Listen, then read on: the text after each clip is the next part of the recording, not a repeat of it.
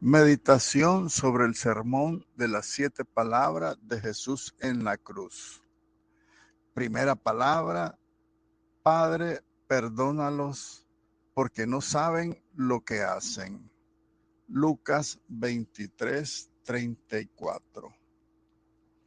Oremos. Oye, pastor, que por amores mueres, no te espante el rigor de mis pecados, pues tan amigo de rendidos eres. Espera pues y escucha mis cuidados. Pero, ¿cómo te digo que me esperes si estás para esperar tus pies clavados? Amén. Primera palabra, la palabra misericordiosa. Podemos decir que todo el plan de nuestra salvación radica en la misericordia de Dios. El secreto de tal maravilla en la cual desean mirar los ángeles se basa en la soberana misericordia de Dios. Lo dirá San Juan: de tal manera amó Dios al mundo que dio a su Hijo unigénito. Y San Pablo también lo dirá: la gracia de Dios que trae salvación se manifestó. El corazón de Cristo estuvo lleno de misericordia, de compasión a través de todo su ministerio público.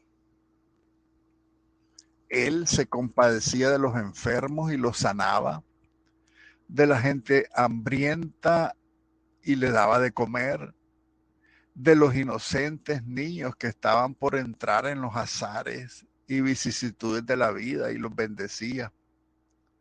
Estos rasgos de compasión son comprensibles hacia tales personas, pero lo extraordinario, lo inverosímil es que desde el punto de vista humano es compadecerse de los enemigos, de los que nos hieren, de los que nos afrentan. Sin embargo, hasta este punto llega el amor de Jesucristo, hasta amar y bendecir a los que eran material y moralmente culpables de los terribles dolores que en aquellos momentos le infringían estando clavado en la cruz.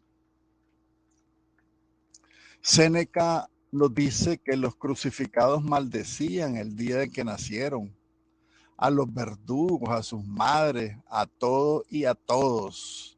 Incluso terminaban escupiendo a los que les miraban.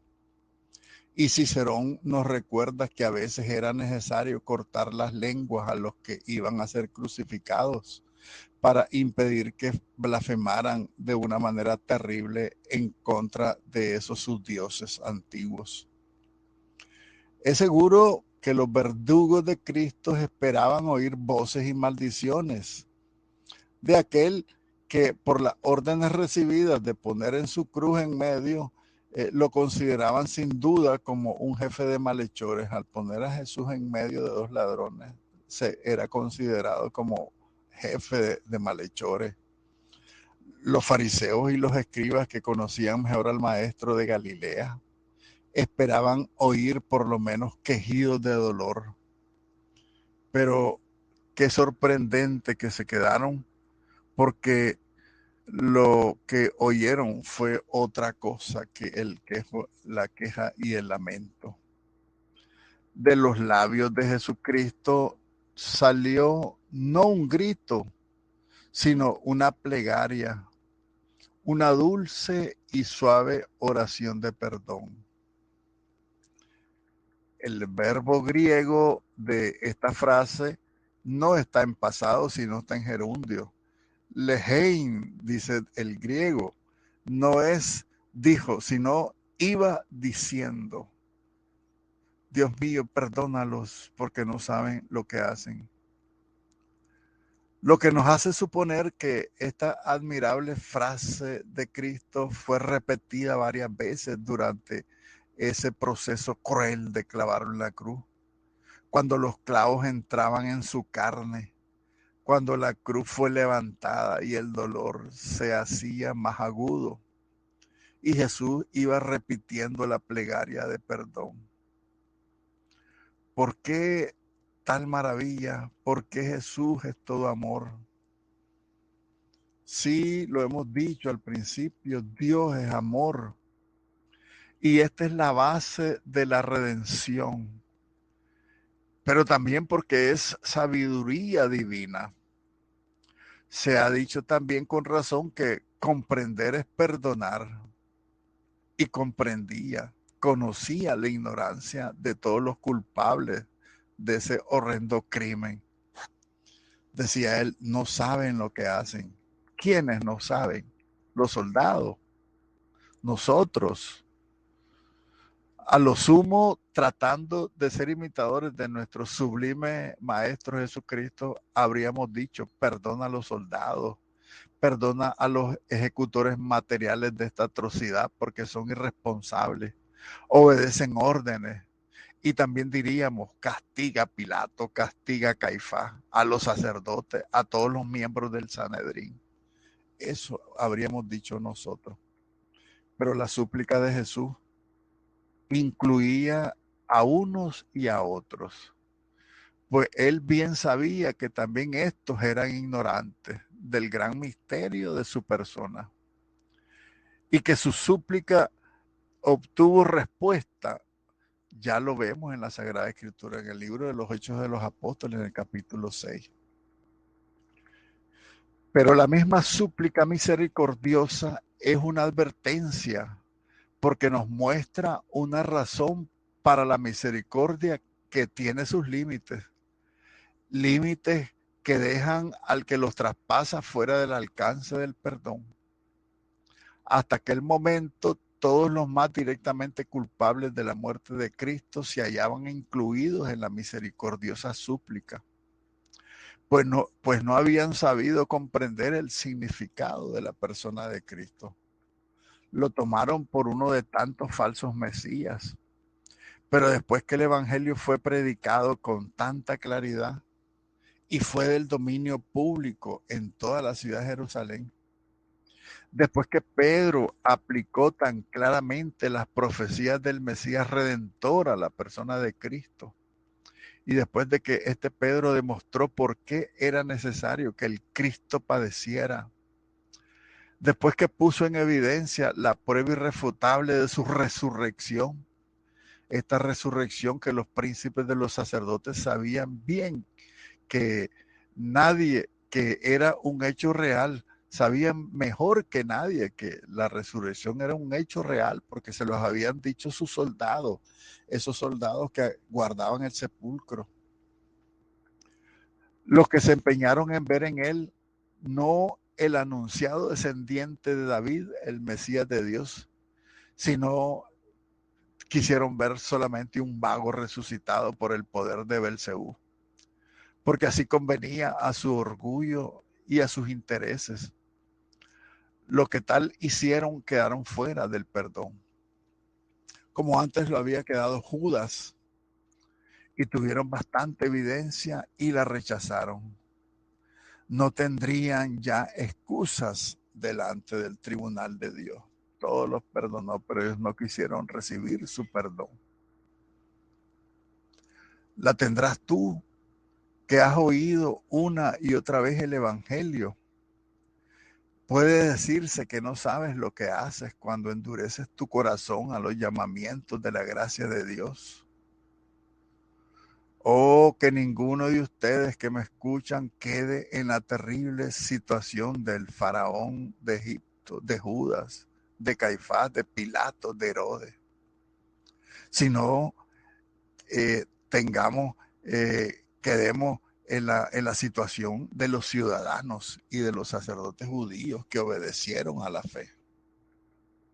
Dice el cardenal Carraner, el sacerdote jesuita, reflexionando en esta primera palabra de Jesús: Padre, perdónales porque no saben lo que hacen. Él le dice a Jesús: cuelgas de la cruz, te han clavado, No te puedes separar de este palo erguido sobre el cielo y la tierra. Las heridas queman tu cuerpo, la corona de espinas atormenta tu cabeza.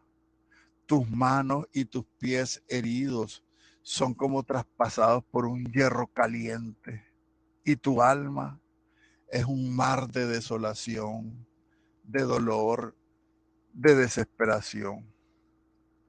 Los responsables están ahí al pie de la cruz. Ni siquiera se alejan para dejarte al menos morir solo. Se quedan, ríen, están convencidos de tener la razón. El estado en que estás es la demostración más evidente, la prueba de que su acto no es sino el cumplimiento de la justicia, una justicia más santa, un homenaje a Dios, del que deben estar orgullosos, pero se ríen, insultan, blasfeman. Mientras tanto, cae sobre ti, más terrible que los dolores de tu cuerpo, la desesperación ante tal iniquidad humana. A ti, Cristo, te duele más la maldad humana que los mismos dolores que estás padeciendo en tu cuerpo. Existen hombres capaces de tanta bajeza.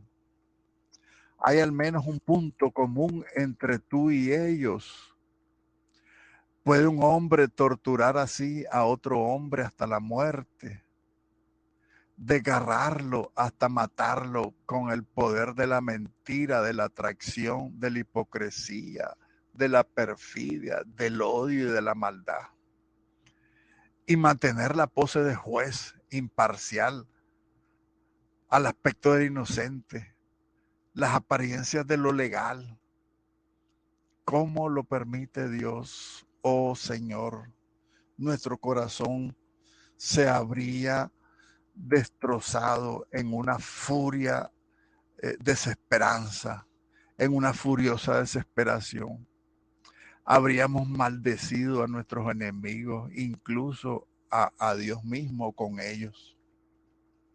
Sin embargo, tú dices, Padre, perdónalos porque no saben lo que hacen. Eres incomprensible, Jesús. Amas a tus enemigos y los encomiendas al Padre. Intercedes por ellos. Señor, si no fuera una blasfemia, diría que los disculpas con la más inverosímil de las excusas y le dices, no saben lo que hacen. Sí, ciertamente, sí lo saben todo, pero quieren ignorarlo todo. No hay cosa que se conozca peor que aquello que se quiere ignorar, escondiéndolo en el subterráneo más profundo del corazón sucio, sucio y humano. Pero al mismo tiempo le negamos la entrada a nuestra conciencia. Y tú dices que no saben lo que hacen. Sí hay algo que no saben, tu amor por ellos. Pronuncia tu palabra de perdón sobre mis pecados, Cristo.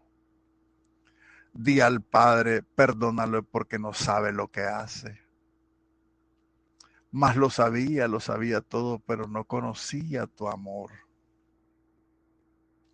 Hazme pensar tu primera palabra cuando recite distraído el Padre Nuestro y afirme perdonar a los que me ofenden. Necesito tu fuerza para perdonar. Perdonar de corazón a aquellos que en mi orgullo y en mi egoísmo consideran como enemigos. Concédeme la gracia de perdonar. La primera palabra de Jesucristo en la cruz es una invocación al Padre. Se trata de una oración desgarradora con una fuerza sublime. San Lucas, que refiere esta palabra de Jesús, ha querido alentar a su comunidad a la misericordia, más aún al perdón, presentando a Jesús desde el suplicio de los malditos como el auténtico camino de la misericordia.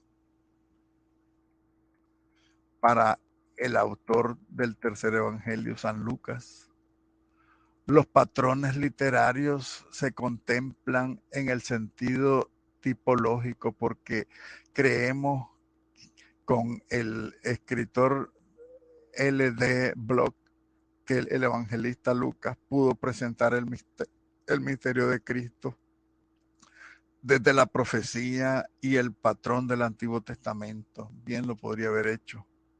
Según este autor, este bibliólogo Block, son patrones cristológicos, que para San Lucas las tradiciones del mesianismo real de Jesucristo, el siervo de Yahvé, que dice el segundo Isaías, la tradición del heraldo escatológico, el hijo del hombre, el profeta como Moisés, dice el Deuteronomio 18, así como los patrones de la tradición profética, la presentación de Jesús como profeta poderoso en obras y palabras.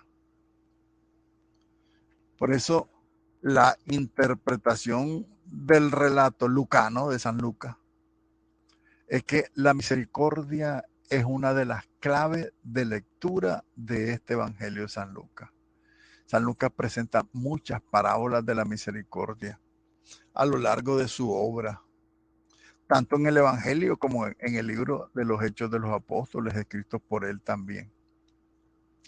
Ese camino de la misericordia que es Cristo es el que ahora grita clamando a Dios con el apelativo de Padre, es decir, el que envía a Jesús para la misión, al que Cristo invoca.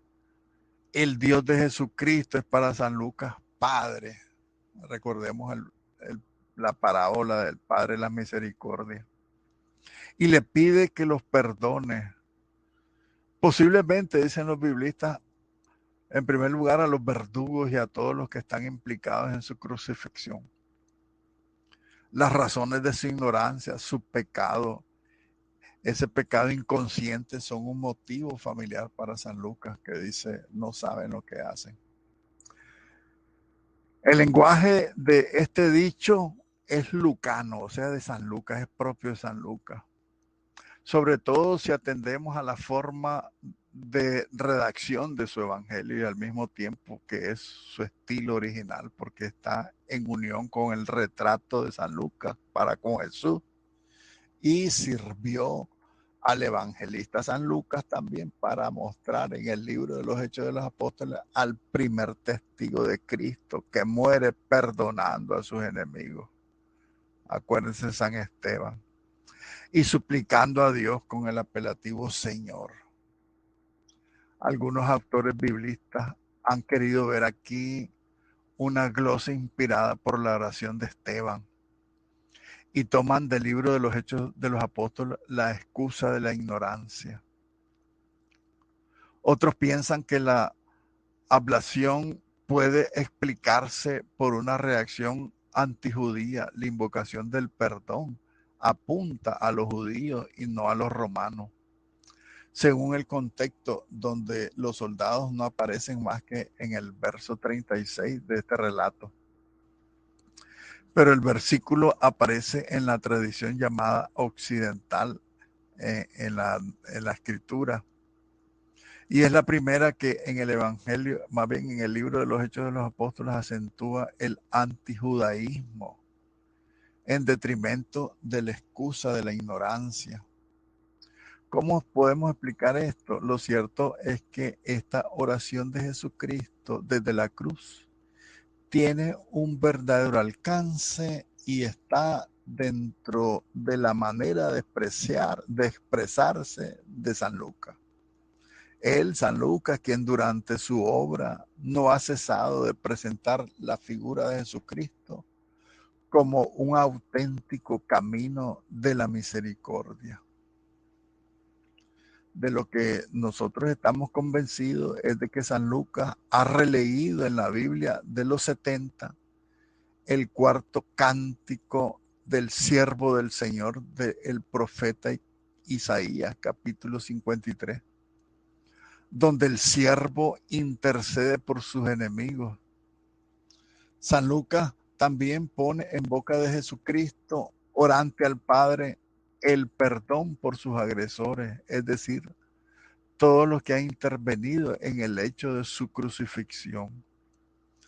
La misericordia aquí se impone a todo porque la misericordia es hija del amor.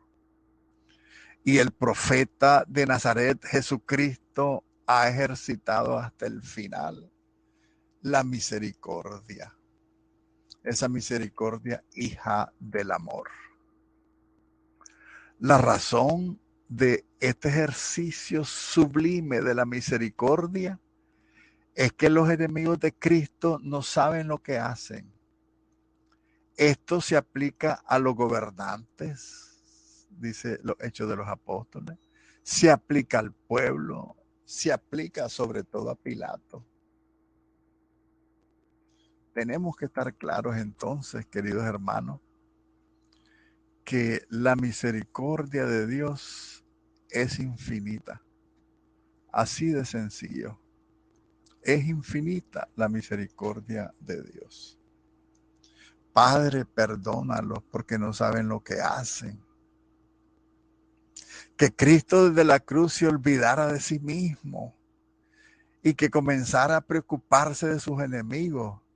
Esto debió resultar tan sorprendente para los primeros cristianos que esta frase de San Lucas fue mutilada en algunas de las copias primitivas del Evangelio, pero hoy nadie duda de la autenticidad de este pasaje donde Jesús pide perdón por todos nosotros que no sabemos lo que hacemos. Es sin embargo difícil con los biblistas determinar en qué momento exacto se pronunciaron estas palabras.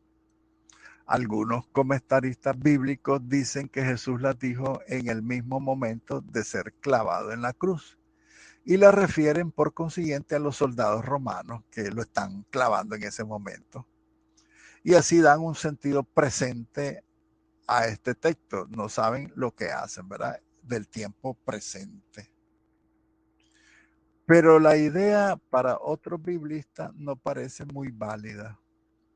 Es bastante inverosímil que Cristo se refiriera a los soldados. Que ellos no sabían lo que hacían es demasiado obvio, pues estamos claros. Soldados ignorantes. Y en rigor para ellos no hacía falta pedir perdón, eran puros ejecutores de lo que les habían mandado sus autoridades. Se excedieron, por supuesto, probablemente en su crueldad los soldados, pero en definitiva no hacían otra cosa que cumplir su oficio con alguien que desde su punto de vista era un criminal condenado legalmente. Entonces los soldados. Parece entonces, pues, mucho más probable que la frase de Jesucristo se pronunciara más tarde, cuando concluida la orgía de los insultos, la cima del Calvario comenzó a quedarse sola. Era la hora de la oración. Jesús, que había evitado hablar cuando le asusaban, que había esquivado todo tipo de respuesta polémica, se volvía ahora a su gran soledad interior para hablar con su Padre. Todo podía temblar menos su gran certeza de que el Padre le escuchaba. Había enseñado tantas veces a los suyos a orar, levantando el corazón a Dios. Ahora quería aprovechar sus últimos minutos de vida para practicar lo que había enseñado. Pero no oraba por sí mismo. Él no pedía por él. Nunca lo había hecho en su vida. En el mismo huerto de los olivos, al pedir ser liberado del cáliz del dolor, lo había hecho con condición. La condición era la voluntad del Padre. Ahora ya ni eso, el clavado en la cruz. Él se había olvidado de sí mismo, porque él hubiera podido implorar ser quitado de la cruz, o cuando menos que la muerte llegara rápido. Hubiera podido suplicar por su mamá, por sus amigos que los dejaba solos, por la continuidad de su obra que la abandonaba a tan débiles manos. También hubiera podido mendigar ser comprendido por sus enemigos, pero en su oración no había ni el más lejano tilde de egoísmo, nada para él. Él pedía, sí, pero por sus enemigos, pero ni siquiera que ellos le comprendieran, sino que fueran perdonados. No sabían lo que hacían. En realidad, no hacía otra cosa que poner en práctica lo que tantas veces había predicado. Amad, decía, amad a vuestros enemigos y rogad por los que los persiguen. Amen a vuestros enemigos y hagan el bien a los que los odian, le decía San Mateo y en San Lucas. Ahora Jesucristo aprovechaba sus últimos minutos de vida para realizar esa oración, para realizar ese amor. ¿Y por quién rezaba Jesucristo clavado en la cruz en su primera palabra? En primer lugar, por los responsables directos de su condena y de su crucifixión. Por Caifás, por Anás, los demás sacerdotes, los escribas, por Pilato, por Herodes, por Judas incluso. En el alma limpia de este hermoso moribundo, todos tenían cabida, a todos alcanzaba el perdón. Todos tenían aún un lugar reservado en su reino. No lo tuvieron los que no quisieron, porque bien que lo conocieron. Pero preguntémonos, ¿hasta qué punto Jesús no trataba de autoengañarse con esa segunda parte de su frase? Era cierto que no sabían lo que hacían. Podrá achacarse ignorancia a la turba. Se podrá achacar ignorancia a los soldados romanos, pero también a los instigadores directos del proceso, a los sacerdotes, a Pilato. Era cierto que Judas no sabía lo que hacía. Preguntémonos también. Había vivido junto a Jesucristo Judas 3 años. Fue testigo presencial de todos sus milagros. Escuchó todas sus palabras repetidas veces. Le vio presentándose como el enviado de Dios y certificándolo con tantos milagros que había presenciado. Judas había comido el pan multiplicado, había bebido el agua convertida en vino. Era testigo altísimo de la pobreza en que Jesús vivía. Conocía mejor que nadie su falta de ambiciones humanas y conocía el sentido trascendente de su misión. Y todavía nos podemos preguntar, ¿no sabía Judas lo que hacía cuando lo traicionaba? Y Anás y Caifás, esos sumos sacerdotes, eran profesionales de la ley, conocían mejor que nadie los anuncios proféticos que habían descrito a Jesucristo con minuciosidad dibujante, clarísimos en los textos del Antiguo Testamento. Anás y Caifás estaban perfectamente informados de los prodigios que hacía Jesús. Habían vivido de cerca la resurrección de Lázaro. Medían mejor que nadie la aguda intuición del pueblo cuando seguían a Jesús. Y todavía nos podemos preguntar, Anás y Caifás no sabían lo que hacían. Y Pilato, ¿acaso no había proclamado él mismo 3 veces que Jesús era inocente? No dijo y repitió que no encontraba causa de culpa en él. Pilato no recibió el aviso de su misma esposa proclamándolo justo. Pilato no solo había obrado contra su conciencia, sino que era perfectamente consciente de sus actos. Sabía muy bien que la única razón que lo empujó a firmar la sentencia había sido su propio miedo, su propia cobardía. Había cedido no a las razones, sino a las amenazas de ser denunciado ante el emperador romano. Él mismo se sintió tan falso, este Pilato, que había precisado un gesto retórico ante la multitud. ¿Y cuál fue ese gesto? Lavarse públicamente las manos de una sangre que proclamaba él mismo inocente. Y Pilato no sabía lo que hacía. La misma multitud había hecho presión ante Pilato. ¿Podía reclamar ignorancia a la multitud? Por las calles de la ciudad andaban los paralíticos curados por él. Andaban los ciegos a quienes les había devuelto la vista. Muchos de ellos habían practicado en su exaltación del domingo anterior y habían escuchado sus palabras en el templo. Habían gritado el hosana al Hijo de David el domingo de Ramos. Y el mismo Cristo les había anunciado su culpabilidad. Decía en el Evangelio de San Juan, si yo no hubiera venido y hablado, no tendrían pecado, mas ahora no tienen excusas. Si yo no hubiera hecho ante ellos obras como nadie hizo jamás, no tendrían culpa, dice San Juan en el capítulo 15.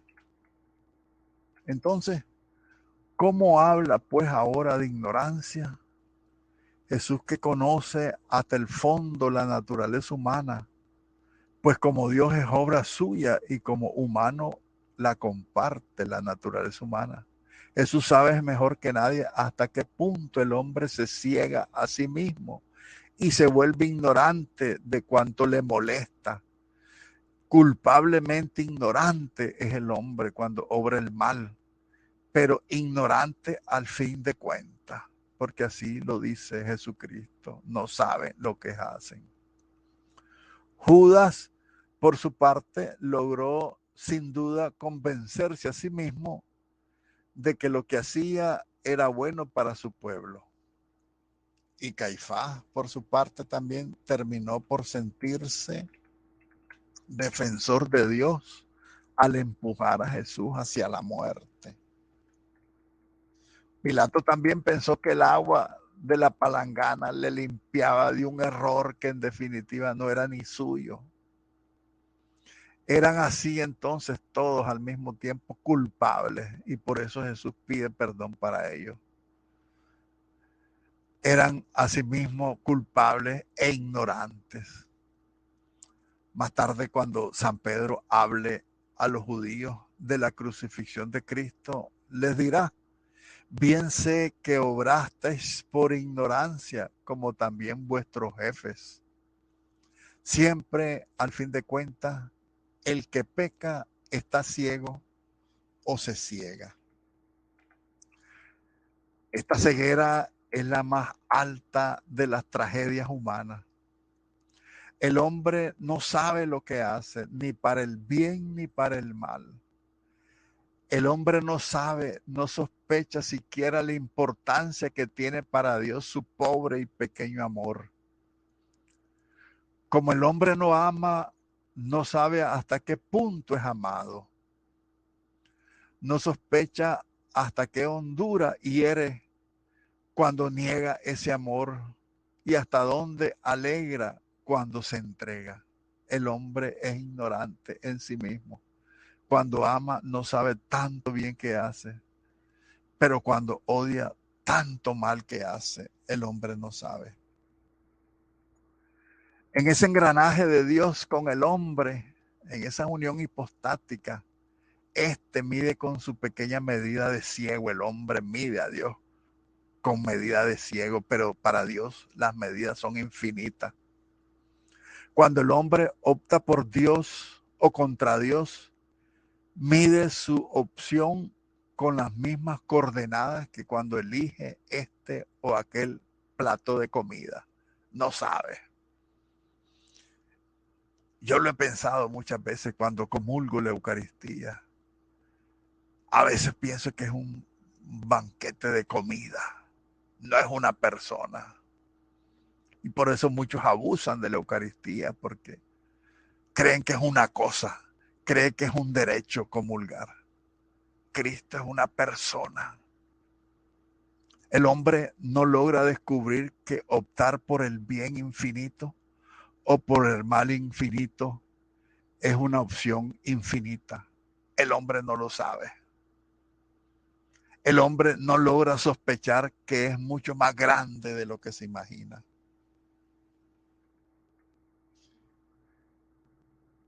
El hombre no logra sospechar que es mucho más grande de lo que se imagina. El día del juicio final, reflexionando sobre el Evangelio de San Mateo, capítulo 25, dice Pascal, los elegidos ignorarán su virtud y los réprobos ignorarán el tamaño de sus crímenes. Cristo mismo lo describió minuciosamente en esa parábola del capítulo 25. Ni los salvados ni los condenados sabían cuándo y dónde habían dado de comer y de beber a Cristo, o cuándo y dónde se lo habían negado. Por eso Jesucristo ahora se precipita a pedir perdón para el hombre. Durante su vida, más de una vez había mostrado su tristeza ante esta ceguera de sus seguidores. Había dirigido tremendas palabras a sus enemigos. Había replicado duramente al criado que le golpeaba cuando le dijo en el San Juan 28, si he hablado mal, muéstrame en qué. Y si he hablado bien, ¿por qué me pegas? Pero ahora ya nada tiene que reprochar a los hombres. Está clavado, los pies clavados en la cruz. Ya no contempla sus ofensas. Mira más allá de ellos. Divisa su destino eterno. Es por ese destino por lo que está clavado en la cruz. Y no tiene otras palabras que las del perdón. Y en esto tiene razón el evangelista cuando dice San Juan en el capítulo 3, Dios no envió a su Hijo al mundo para juzgar al mundo, sino que lo envió para salvar al mundo. Porque en realidad es para el mundo entero, para quien está pidiendo perdón. Por eso Cristo no concreta, sí, en un primer círculo, por supuesto, piensa en los responsables directos de su condenación. En un segundo círculo están todos los que de alguna manera somos responsables. Todos cuantos de alguna vez hemos pecado. Todos cuantos hoy, aún sabiendo y pregonando que Jesucristo es Dios, y aún siendo profesionales de nuestra fe y somos profesionales en el seguimiento de Cristo, aún así continuamos siendo ignorantes y ciegos al pecar. Sí rezó por nosotros, sí pidió perdón por nuestros crímenes de cada día.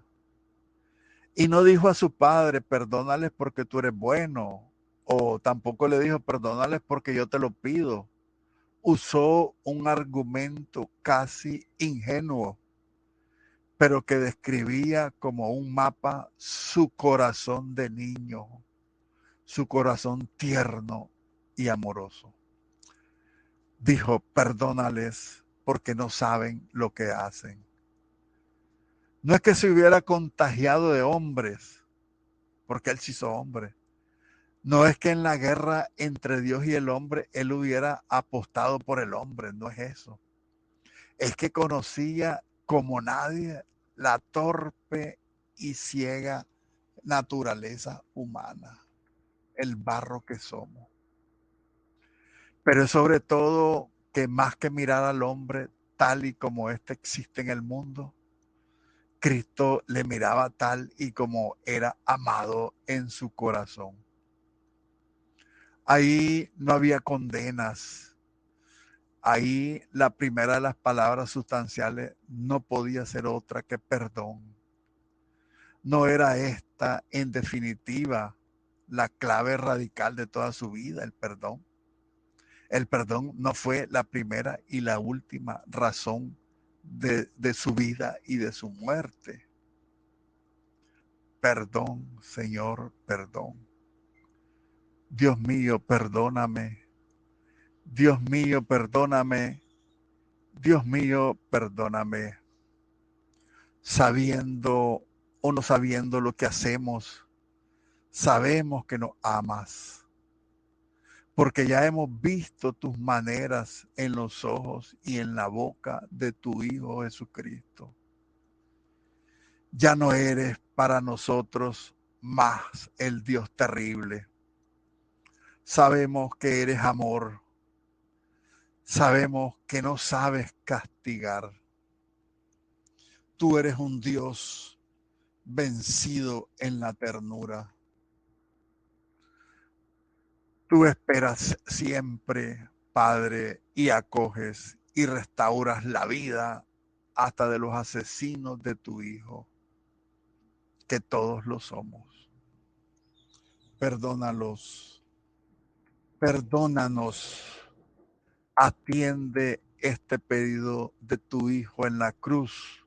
Prueba amor de tu amor de Padre. Y acógenos, oh Padre y Madre, oh cuna, oh casa de cuantos retornamos y buscamos tu abrazo, porque te amo, te amo, te amo. Dios del amor, te amo, te adoro, te quiero, te abrazo. No me quiero soltar de este abrazo profundo contigo. Busco tu abrazo y te abrazo y te quiero y te adoro y te amo. Amén.